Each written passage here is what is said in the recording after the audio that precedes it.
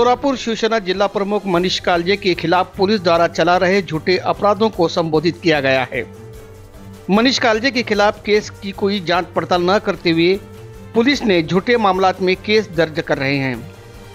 इस मामले को लेकर पुलिस कमिश्नर कार्यालय के डिप्टी कमिश्नर डीसीपी विजय कबाड़े ने जानबूझकर केस दायर कर रहे हैं। इसी मामले को लेकर आज सोलापुर शिवसेना द्वारा शिवसेना के राज्य सचिव संजय माशिलकर ने पुलिस कमिश्नर कार्यालय के सामने महासड़क जाम आंदोलन करने का इशारा दिया था, मगर इस दौरान पुलिस ने विनम्रता पूर्वक के साथ पुलिस कमिश्नर से मिलने को कहा, किंतु सड़क जाम न करें। इसके मुताबिक सभी शिवसेना संगठन और मनीष कालजे के साथ अनेक वरिष्ठ नेता पुलिस कमिश्नर एम राजकुमार से मुलाकात करें। इस बात की हकीकत इस तरह है कि सोलापुर शहर के अक्कलकोट रोड परिसर में एमआईडीसी में काम का एक टेंडर वापस लेने की धमकी देने और 11 लाख रुपए की मांग करने के आरोप में शिवसेना के शिंदे गुट के नेता और जिला प्रमुख मनीष कालजे और उनके ड्राइवर के खिलाफ जबरन वसूली, मारपीट और धमकी का मामला दर्ज किया था। ठेकेदार आकाश उत्तम कनाड़े निवासी बार्शी की शिकायत दर्ज की गई है। ये घटना मंगलवार को 12 बजे नगर निगम के वरिष्ठ अभियंता कार्यालय में हुई थी। इस घटना को लेकर सदर बाजार पुलिस थाने में भारतीय न्यायिक संहिता 2023 और धारा 308, 3, 115, 2, 352, 351, 2, 3 और 5 के तहत मामला दर्ज किया गया था। आइए पूरा वीडियो देखिए। ब्युरो रिपोर्ट, जमजम न्यूज, सोलापूर। की एखाद्या गोष्टींची शहानिशा न करता आपण गुन्हा दाखल करायचा आणि मग नंतर चौकशीच्या कारणास्तव त्याला डिटेन करून ठेवायचं, हा जो प्रयत्न होता हा तिसऱ्यांदा झालेला दिसतोय। आणि त्याच्या बाबतीतला आम्ही या ठिकाणी शिवसेनेचे सर्व पदाधिकारी आणि अनेक शिवसैनिक या ठिकाणी आलेले आहेत आणि आम्ही त्यांच्याबद्दलचा आम्ही तक्रार आज दिलेली आहे।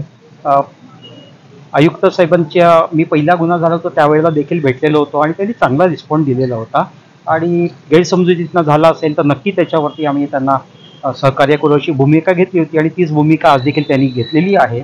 आणि मनीषच्या विरोधाचा हा तिसरा जो आहे त्या संदर्भामध्ये पुढच्या 2 ते 3 दिवसामध्ये तो या सगळ्या गोष्टींवरती ते हल करतील असं निश्चितपणे त्यांनी आश्वासन दिलेलं आहे।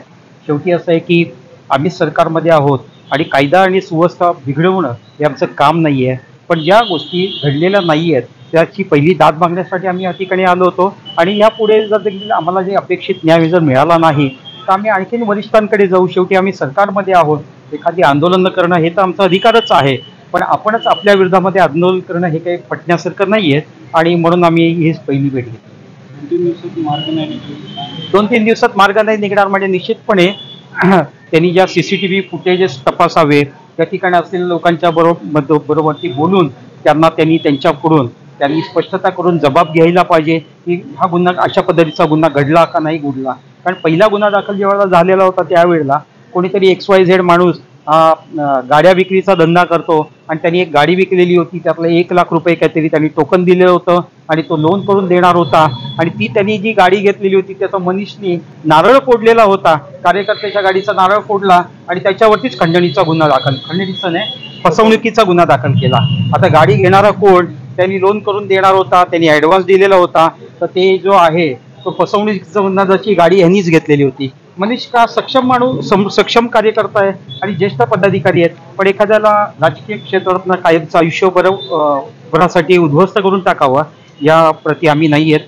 आम्ही हे देखील CP साहेबांना सांगितलेलं आहे की कवाडे साहेबांचं कुठेतरी मनदुख झालेलं असेल, त्यांचा कुठे गैरसमज असेल तर मी स्वतः येऊन त्याची माफी मागायला तयार असेल, किंवा त्यांनी जर आपल्याला सहकार्य करत असतील तर आम्ही देखील त्यांना सहकार्य करणार आहेत की चांगल्या अधिकाऱ्यांची गरज आहे कायदा आणि सुव्यवस्थेसाठी, पण त्यांनी आम्हाला उद्ध्वस्त करण्याचा प्रयत्न केला म्हणून त्यांचं आयुष्य उद्ध्वस्त करण्याचा आम्ही विचार करणार नाही आणि म्हणून आम्ही ही आजची भेट घेतली। पहिला गुन्हा दाखल झाला होता त्यावेळेला तो फसवणुकीचा होता, दुसरा गुन्हा दाखल झाला होता त्यावेळेला तो मारहाणीचा गुन्हा दाखल झालेला होता।